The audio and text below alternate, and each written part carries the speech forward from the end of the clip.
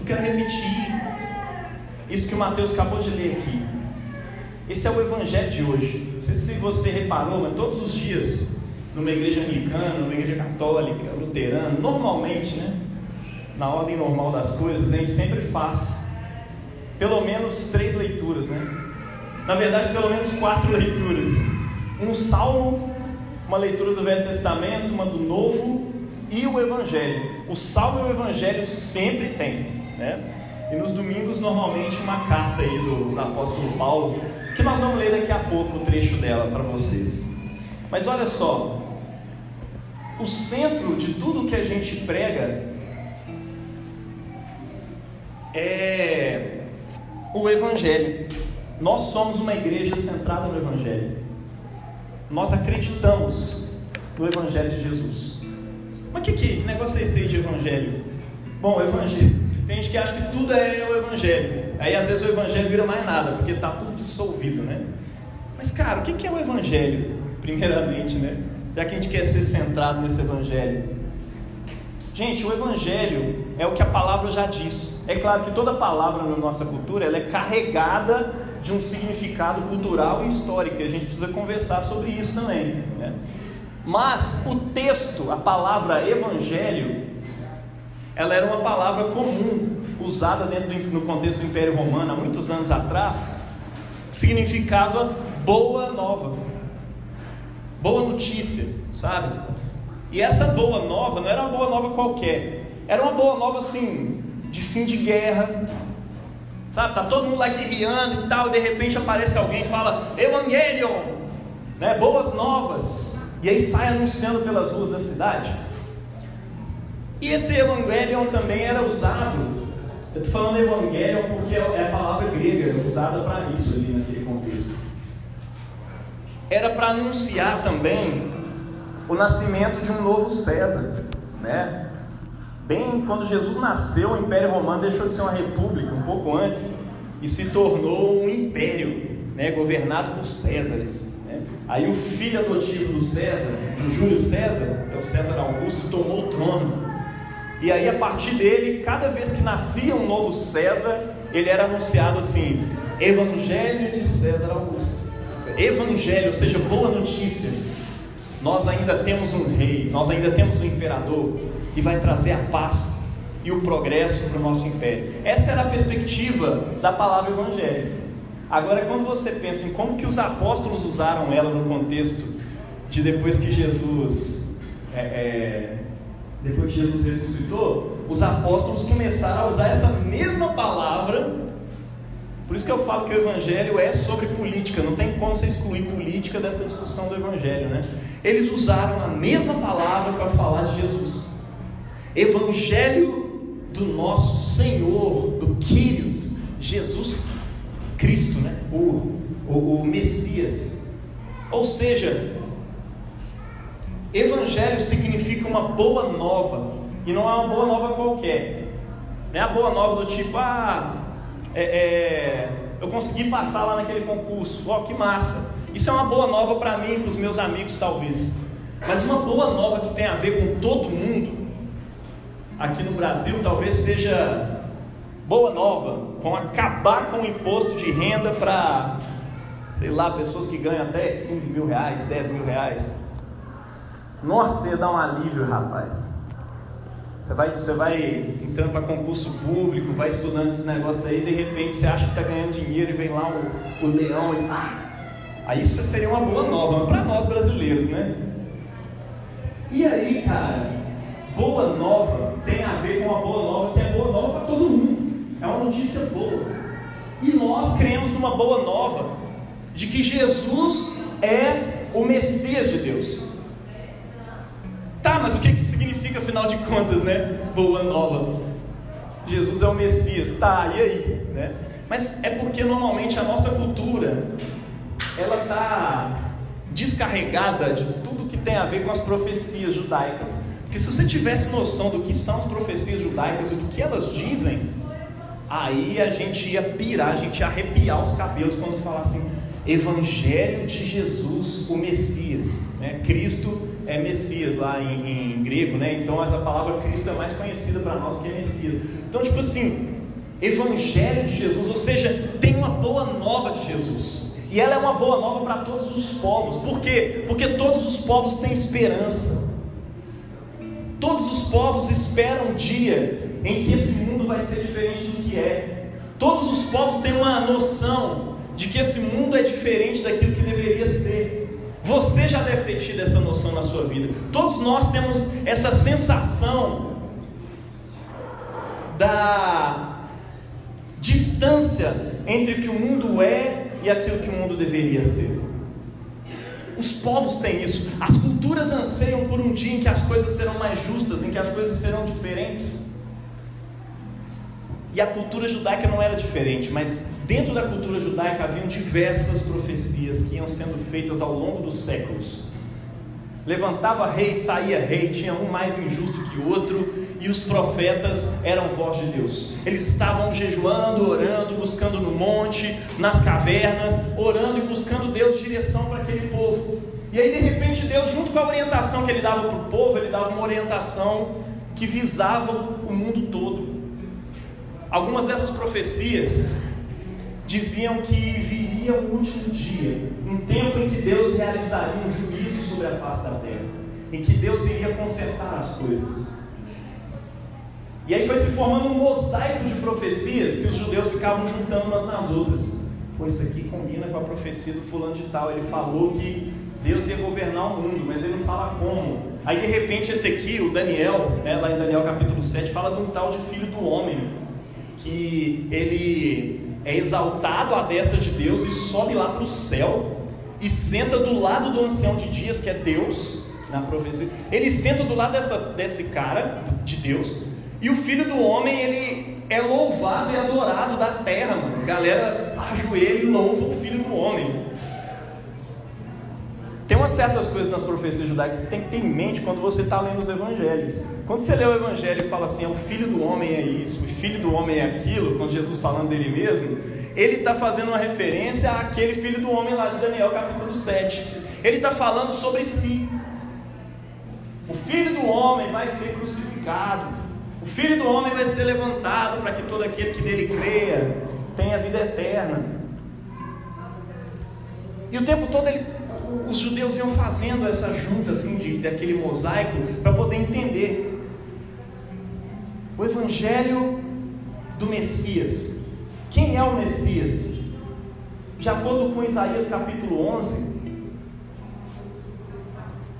o dia do Senhor viria fazendo uma renovação da face da terra. Um novo mundo seria criado.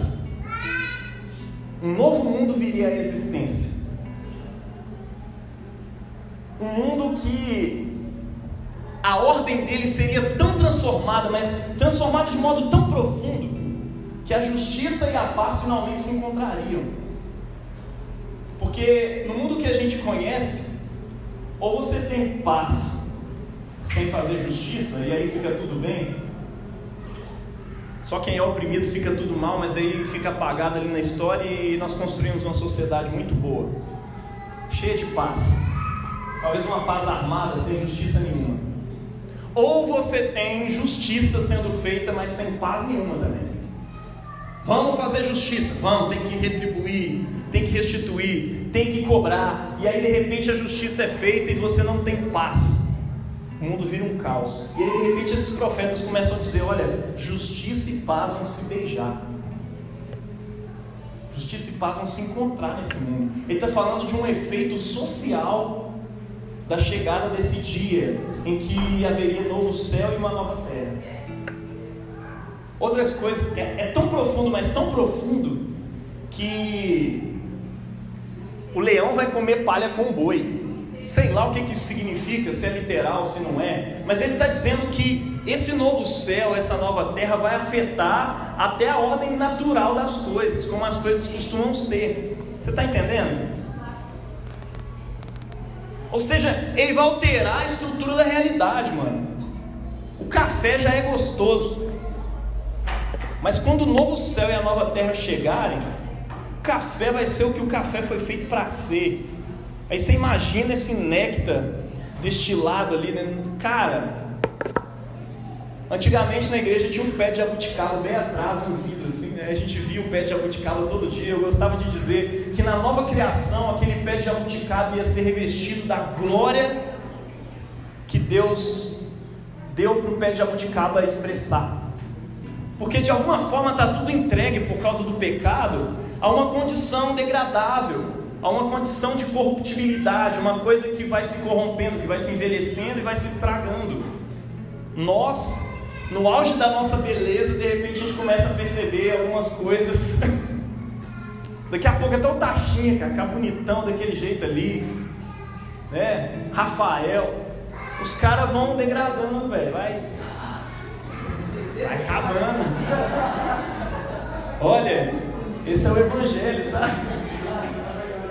As coisas que estavam lá em cima, de repente começa a descer. Aí você... Eu tô com 35, eu comecei assim, cara, começou a aparecer umas doenças que não tinha antes, umas condições, aí os médicos falaram, isso aqui vai ser assim, por essa vez, você vai ter que consertar a sua alimentação agora. Nossa, cara, não estava preparado para isso. E muda isso, e muda aquilo, mas é normal. Mas a boa nova do Evangelho diz que essa criação vai ser transformada numa nova criação. E quando Jesus ressuscita, os apóstolos começam a aplicar isso. Falam, gente, uma nova criação está chegando, velho. Nós esperamos no céu, um novo céu e uma nova terra. Essa realidade vai ser transformada. Paulo fala isso, né?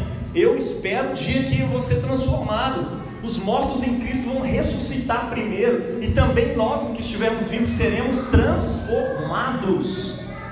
Isso é parte da esperança cristã, sim. Não queira viver uma esperança cristã sem a ideia de ressurreição, meu irmão. Se a ressurreição não aconteceu com Jesus, ela não vai acontecer com a gente. E se ela não vai acontecer com a gente, meu irmão, nós somos os mais infelizes da face da terra. Estamos aqui pagando de bobo, abandonando o pecado, largando, enfim, entregando a nossa vida para uma missão que não tem futuro nenhum. Nós cremos, meu irmão, exatamente porque tem um amanhã. Eu sei que tem aquela música lá do Legião Urbana, né? É preciso amar as pessoas como se não houvesse amanhã.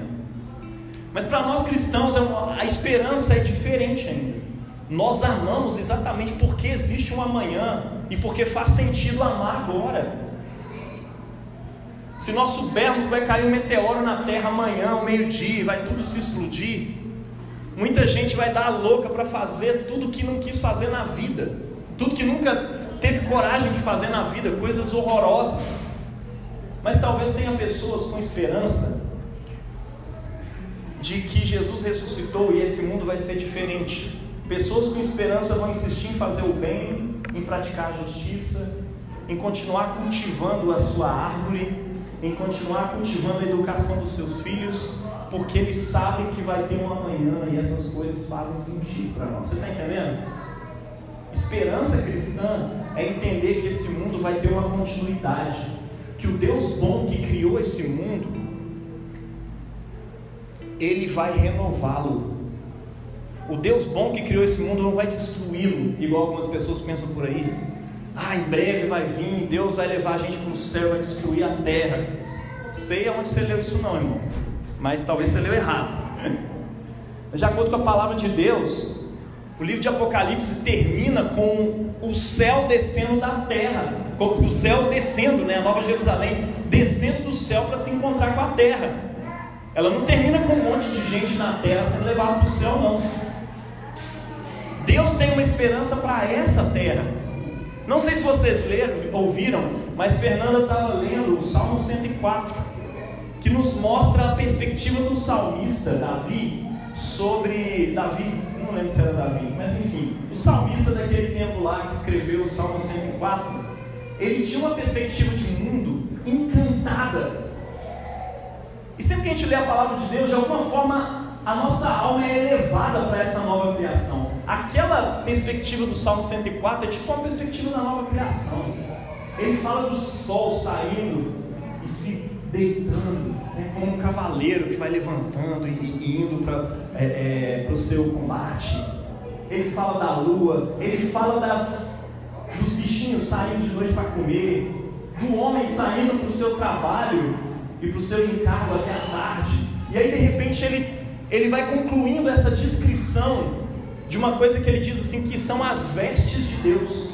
Ele fala assim: tu te vestes dessa beleza, dessa terra, das tuas obras. Foi Davi, né? Davi me revelou aqui. Foi Davi que escreveu mesmo. Olha só, a palavra diz que Deus se veste da criação que Ele faz, de uma criação bela. Ele fala assim: sai o leãozinho para procurar a sua presa, Ele busca de ti, Senhor. Ele começa a descrever poeticamente os trovões, os ventos, os rios, e o mundo se alimentando e falando: quão admiráveis, ó Senhor, quão variadas são, ó Senhor, as tuas obras. E é essa parte que a Fernanda começou lendo hoje. Quão variadas são as tuas obras, ó Senhor. A terra está cheia das tuas criaturas. Criatura de Deus, meu irmão, já dizia Francis Schaeffer, né? Não é só Deus ter feito a terra e dado um peteleco nela para ficar girando e foi embora, não. A criação do jeito que ela é, a vida cultural, o trabalho do homem, tudo que a gente faz na face da terra é a obra de Deus, contínua. É como se Deus estivesse pintando um quadro, uma obra de arte, tipo aquela que o André pintou ali pra gente hoje sobre o Pentecostes. Não sei se você teve tempo de admirar. Deus está pintando a face da terra o tempo inteiro, de modo que o seu trabalho, aí você fica assim: pô, mas e meu livre-arbítrio no meio disso tudo? Será que integra, não integra? Eu estou em contra a vontade de Deus. Cara, está tudo assim embolado. Não é igual a mente do homem, normalmente toda encaixotada, tudo, cada coisinha no seu lugar.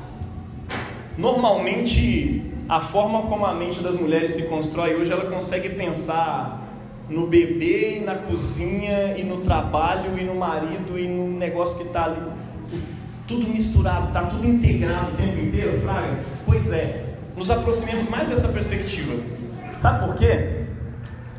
Porque no reino de Deus está tudo misturado mesmo. Esse seu trabalho, que tem hora que parece angustiante, triste, ele é revigorado com a perspectiva de uma nova criação. Você fala assim: cara, vale a pena continuar educando, né? Vocês professores aqui, vale a pena continuar cuidando da alimentação das crianças, né, Renata? Vale a pena continuar cortando o açúcar das crianças? Vale a pena continuar ensinando isso aqui? Depois esses meninos vão... Esse mundo vai acabar. Sabe aquela perspectiva que o mundo vai acabar?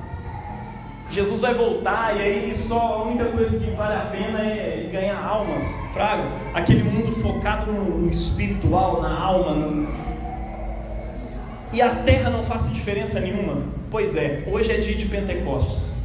É dia de você pensar que o Espírito Santo é a ação executiva de Deus. Ele é aquele que renova a face da terra. Em algum momento Fernanda leu isso, que essas vestes de Deus, a beleza da criação e do trabalho humano e as coisas conforme elas são, do jeito que são, toda essa ação de Deus, da qual Ele se veste, é renovado pelo Espírito do Senhor todos os dias.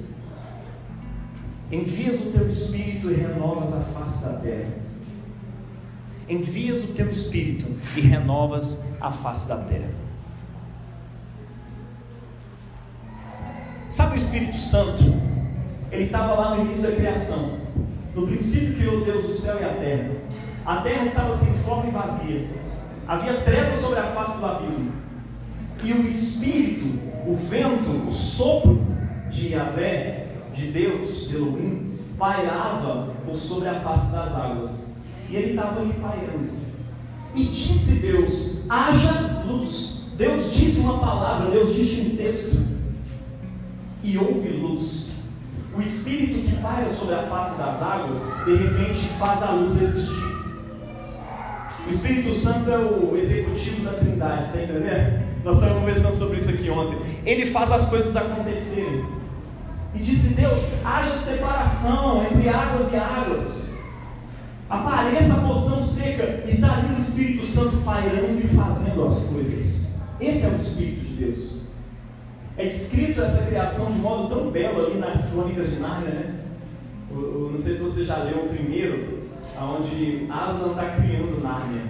E é o leão cantando. E ele vai cantando e as coisas vão acontecendo. Esse dia eu estava contando essa historinha para o meu filho e ele ficou encantado.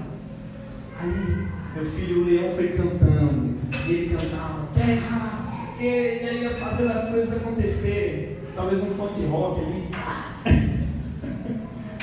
Ou talvez ele vá alterando de estilo à medida que ele vai criando as coisas, não sei. Mas ele vai criando as coisas e cantando. O Espírito vai fazendo as coisas acontecerem.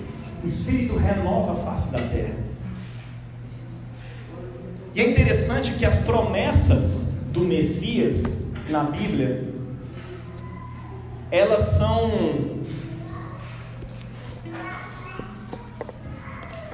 fazem referência ao Espírito o tempo inteiro. Quando os profetas iam dizendo aquela coisa sobre a renovação da face da terra, e que Deus ia estabelecer o seu reino sobre a face da terra, guarda essa palavra, reino. Quando o Espírito fala que vai estabelecer o reino de Deus sobre a face da terra, ele fala que vai fazer isso por meio do Filho do Homem, por meio de uma figura lá que eles foram entendendo. Esse é o tal do Messias, e de repente Jesus fala, eu sou o Filho do Homem, arrependam-se e creiam no Evangelho, creiam nas coisas que eu estou falando com vocês. Todas essas profecias a respeito da chegada desse Messias e da vinda do reino de Deus tem a ver também com o Espírito de Deus. Sempre está alguma coisa associada assim, eu enviarei o meu Espírito. Em todas essas profecias, uma delas está lá em Ezequiel 36, acho que é 36, 33, não lembro bem. Ele vai dizer que, olha, esse povo não pratica os meus mandamentos, peca contra mim direto e tudo mais, mas olha só, eu vou enviar o meu Espírito sobre eles. Eu vou colocar o meu Espírito dentro deles. E eu farei com que eles andem nos meus caminhos, com que eles guardem os meus estatutos e os observem. Eu farei. Como assim eu farei? Yahvé está falando, Deus está falando, mas como ele vai fazer isso? Por meio do Espírito. Colocarei dentro deles o meu Espírito e farei com que. Você está entendendo como é que Deus vai fazer uma nova criação? Essa nova criação, ela tem efeitos na terra e ela tem efeito nos corações das pessoas. Se o seu coração não mudar e não for direcionado pelo Espírito de Deus para uma nova perspectiva de vida, diferente de todas as perspectivas que existem por aí, nada acontece. O reino de Deus chegou através de Jesus. A igreja é o microcosmos desse reino. É aqui que as coisas acontecem para que o mundo veja e fale, eu quero isso. Isso é uma ação contínua do Espírito Santo dentro do seu coração, dentro do meu coração, amém? Ele quer fazer essas coisas acontecerem entre nós.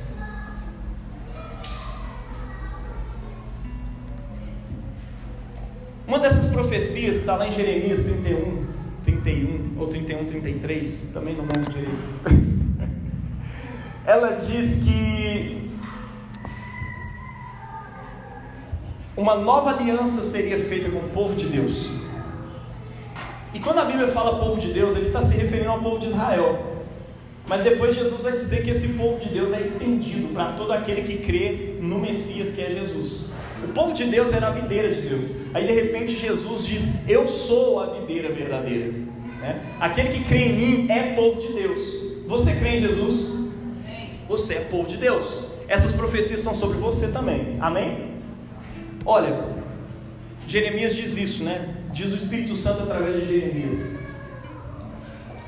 naqueles dias farei uma nova aliança com o meu povo, colocarei as minhas leis. A palavra ali no hebraico é Torá, né? Colocarei a minha Torá, os meus ensinos, os meus princípios dentro dos seus corações e na sua mente lhes imprimirei. Você tem noção do que Deus está fazendo nessa nova criação prometida? Nesse novo mundo prometido? Eu vou colocar as minhas leis dentro do coração dos meus fiéis e vou imprimir nas mentes deles essas leis. Uma curiosidade que talvez você não saiba é que o dia que a Torá, a lei de Deus, os 10 mandamentos, nós vamos falar sobre eles em breve aqui.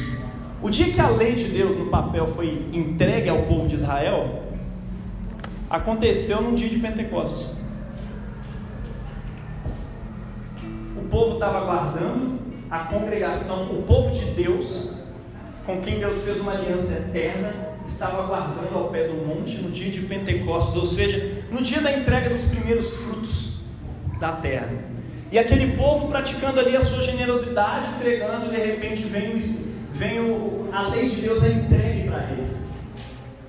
Agora eu queria que você conectasse isso com essa profecia de Jeremias, que diz que, olha só, naqueles dias eu farei uma nova aliança com o meu povo, eu colocarei dentro deles as minhas leis, no seu coração, na sua mente imprimirei essas leis. Sabe sobre o que o Jeremias está falando ali, sem saber? Ele está falando sobre a descida do Espírito Santo.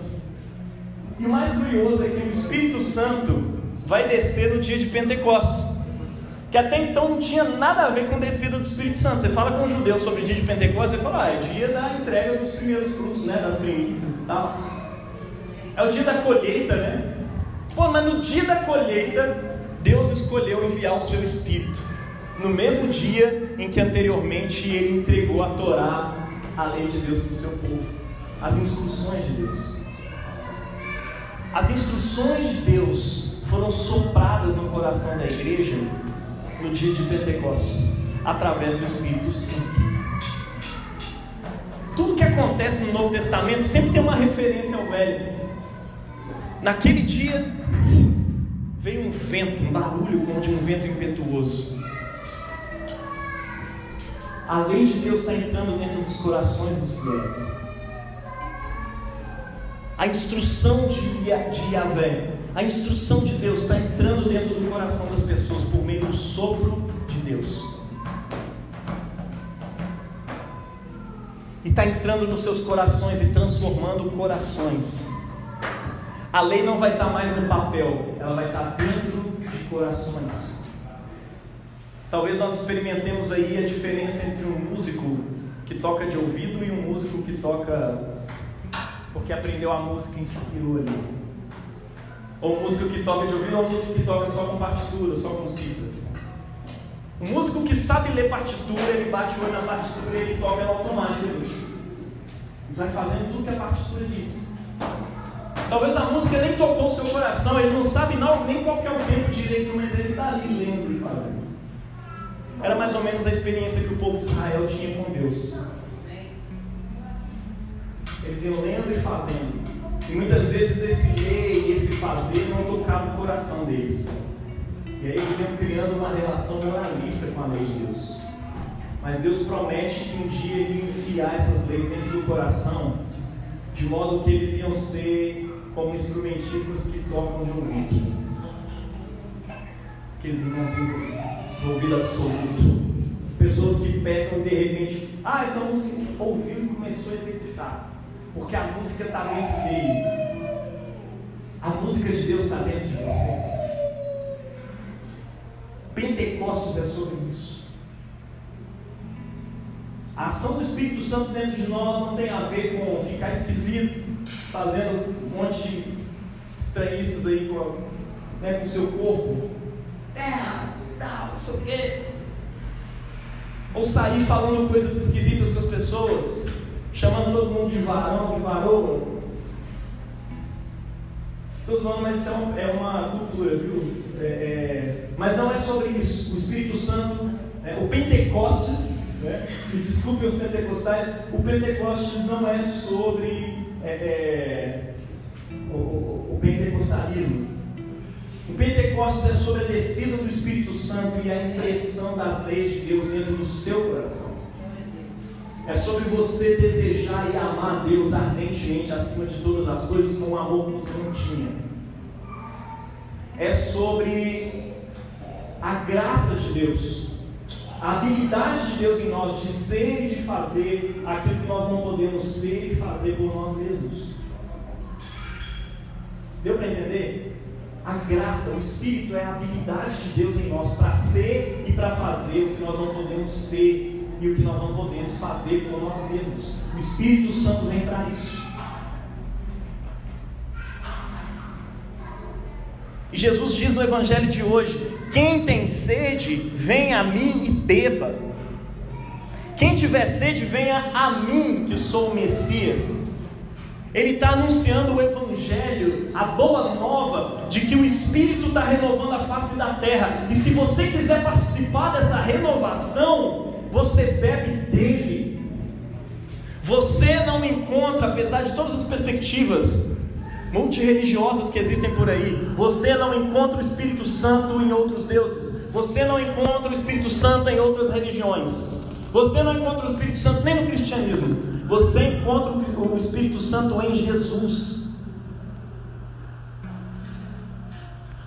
E é o Espírito Santo que renova a face da terra. É Ele que faz uma nova criação. E é Ele que faz de você uma nova criação. E é por isso que lá em 2 Coríntios 5,17 está dizendo que se alguém está em Cristo, ou seja, se alguém está no Messias, aquele que quem tiver sede venha a Ele e beba, né? Quem está em Cristo é parte da nova criação. As melhores traduções, lá na NVI está dizendo isso também, né? Aquele que está em Cristo é uma nova criação. As coisas antigas passaram, eis que tudo se fez novo. A maior característica do Espírito Santo se chama novidade. Ele renova a face da terra.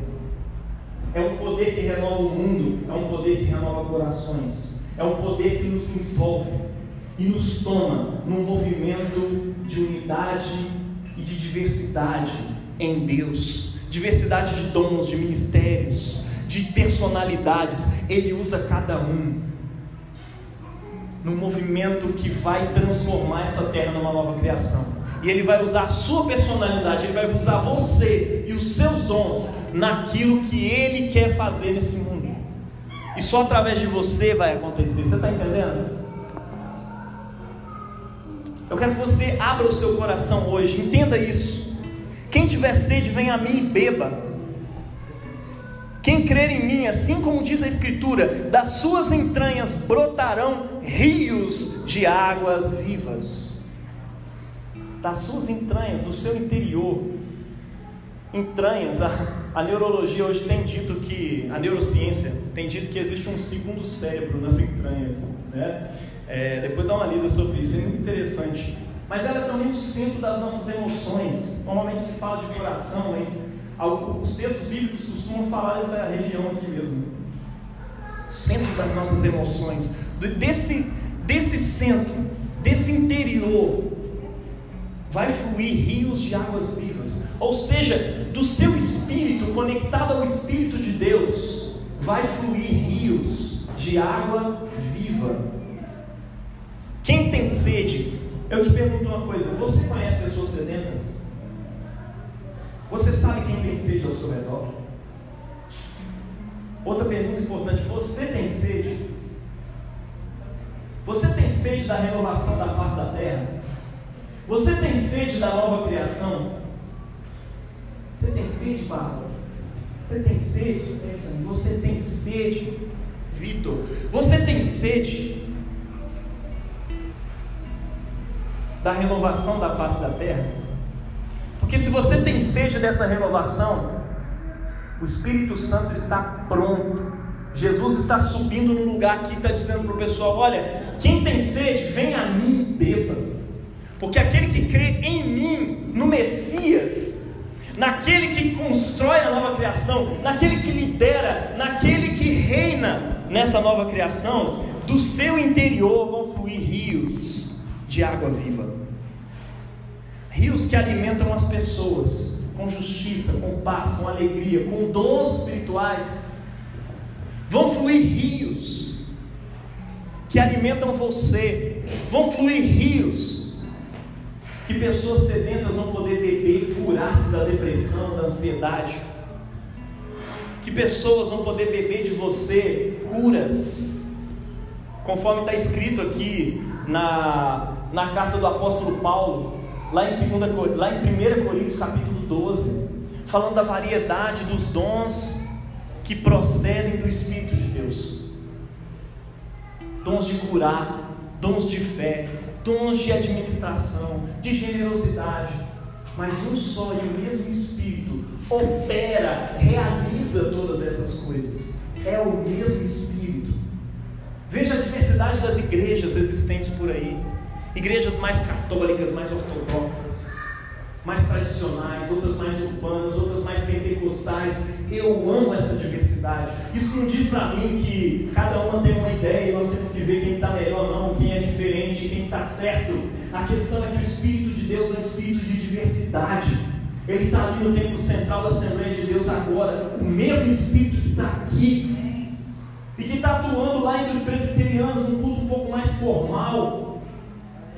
E talvez uma outra igreja anglicana ao redor do mundo aí, onde as coisas estão acontecendo, você não sabe se você está numa igreja católica ou numa igreja protestante. O Espírito Santo está lá atuando agora. O mesmo Espírito dá origem a igrejas diferentes, em lugares diferentes, para atender pessoas diferentes. Dons de Deus, multiplicidade de Deus. Quão diversas são, ó Senhor, as tuas obras. A obra da igreja também é diferente, você está entendendo? A Estação Casa faz parte de uma diversidade das obras de Deus aqui nessa cidade, você crê? Você quer fazer parte disso de verdade? Mesmo? Você quer fazer parte disso nessa missão? Porque o Espírito Santo ele vem também para capacitar a gente para a missão. Eu quero que você se aposse disso hoje. Se você puder, coloque-se de pé. O Espírito Santo ele vem para nos capacitar para a sua missão.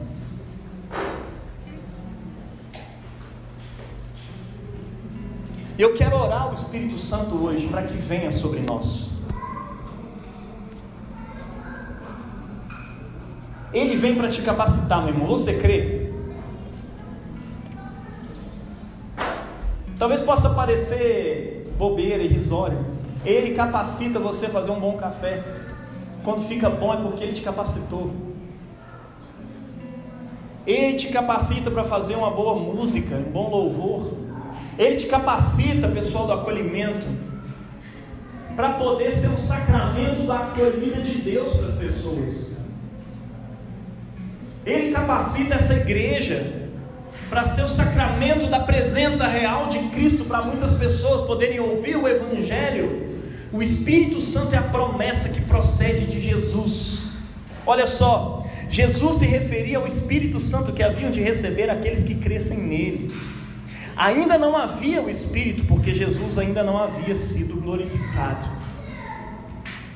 Vitor pregou aqui semana passada que o Espírito, que Jesus subiu e o Espírito desceu. Jesus encarnado, ser humano eternamente, parte da humanidade está no céu, e quando ele sobe, parte do céu desce para a terra, e a nova criação já começou.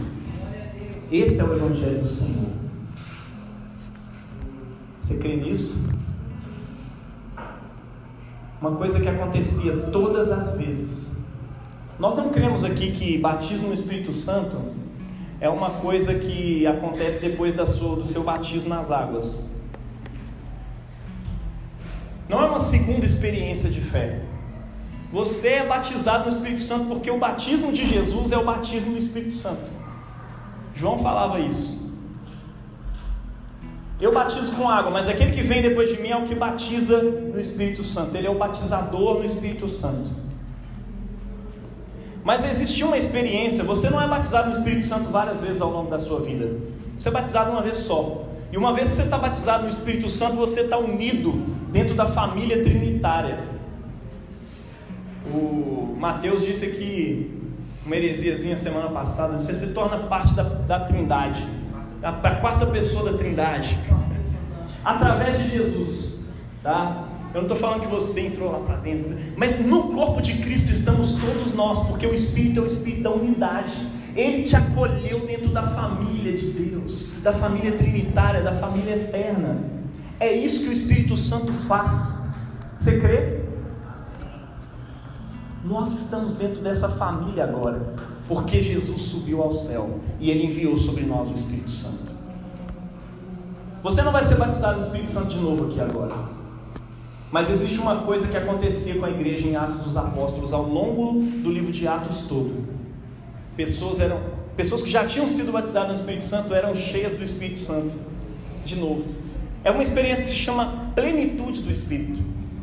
Eles estavam orando e de repente veio uma plenitude do Espírito, e todos ficaram cheios do Espírito e começaram a falar em línguas, e todos ficaram cheios do Espírito e profetizaram, e todos ficaram cheios do Espírito Santo e de ousadia para continuar ministrando a palavra. Isso aconteceu depois que Pedro e João foram libertados da prisão. Eles vieram orando e fizeram uma oração, e de repente tremeu o lugar, e todos ficaram cheios do Espírito Santo e de ousadia para continuar a missão, mesmo diante das perseguições.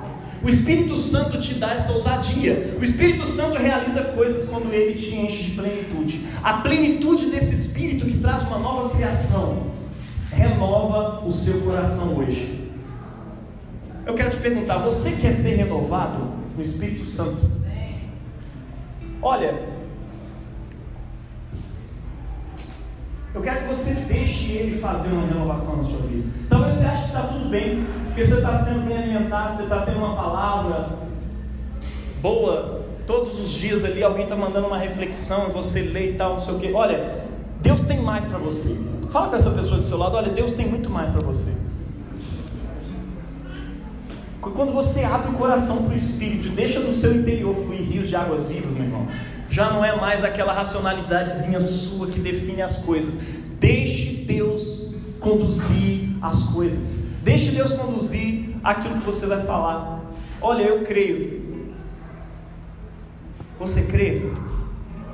Eu quero que você comece a orar hoje aí, nesse lugar onde você está, pedindo a Deus uma renovação sobre essa igreja.